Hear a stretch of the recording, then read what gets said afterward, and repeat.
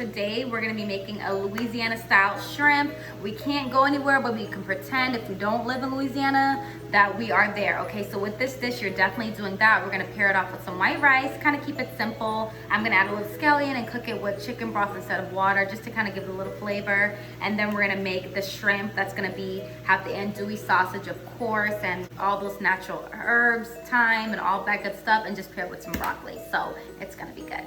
Here's what you're gonna need. You're gonna need white rice that's already washed. I like to put in a strainer so you could just do it one time. We have the scallion here. We have the broccoli, the sausage, butter, flour, paprika, all of your veggies cut already. I have the dry thyme. Couldn't find any fresh thyme. Bay leaves, celery, red peppers, onions, all that good stuff. Shrimp, make sure it's washed, peeled, deveined.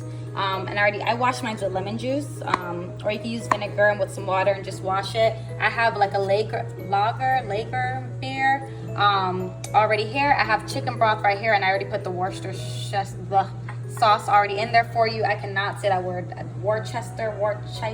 Then I have some more chicken broth here for the rice. Okay, so I basically just put my rice in this pot right here. I just cranked it up all the way on high. I have about a cup of rice here, so I put chicken broth in there because I wanted to have a little flavor, and I'm gonna add the scallions in the rice as well. So I'm just gonna put this on high, let it start boiling, and then that way it could be steamy and stuff by the time the other food is cooking. Look, the liquid should be kind of just covering it just a little bit. We're gonna go ahead and let this boil and then come back. Go ahead and preheat the oven to 450 because we're actually gonna roast the broccoli. That's really easy and simple since we're already using 2 burners.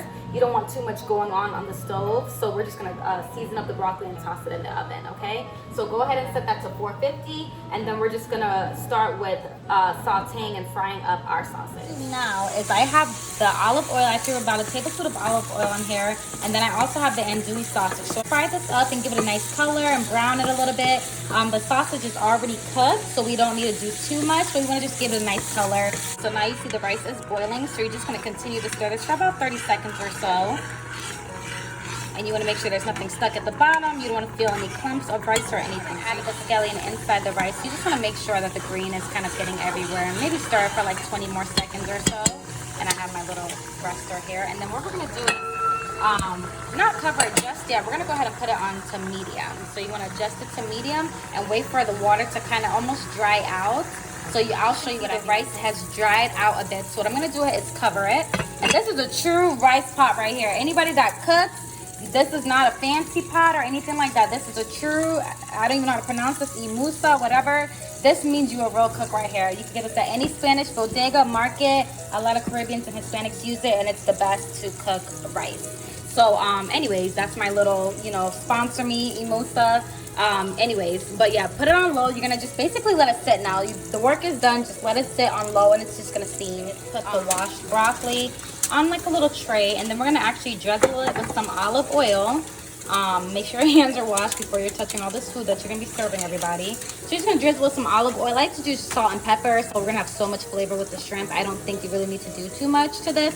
And the roasted broccoli will just have a nice flavor because of that oven being on that high temperature of 450. You can see I did put the olive oil on it. I sprinkled some salt and pepper. Like I said, really simple. That shrimp is gonna at 450 degrees for about 20 minutes or until it's brown. It is roasted, so some people like a little darker than others. So our sausage is starting to brown up.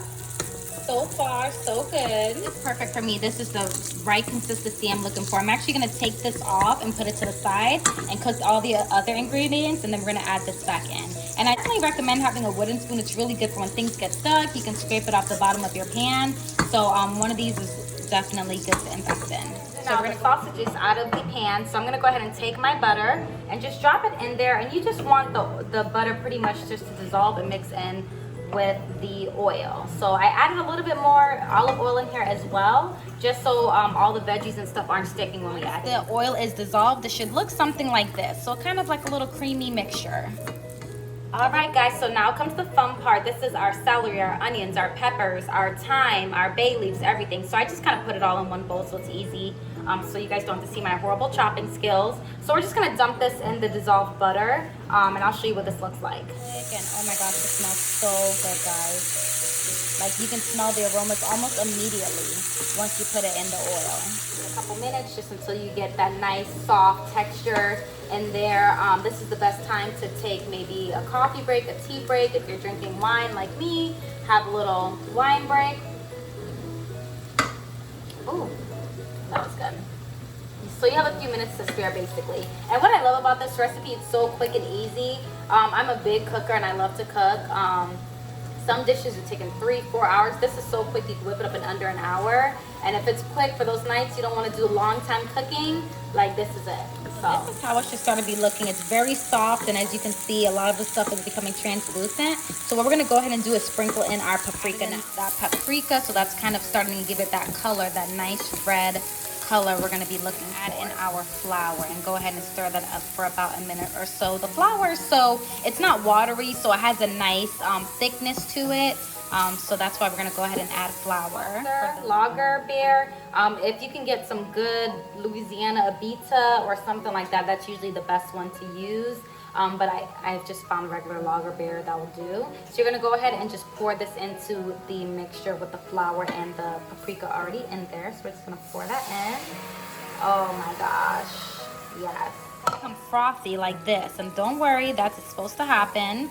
That's just the flavors and the beer boiling into this. So the beer is very important. Do not skip this.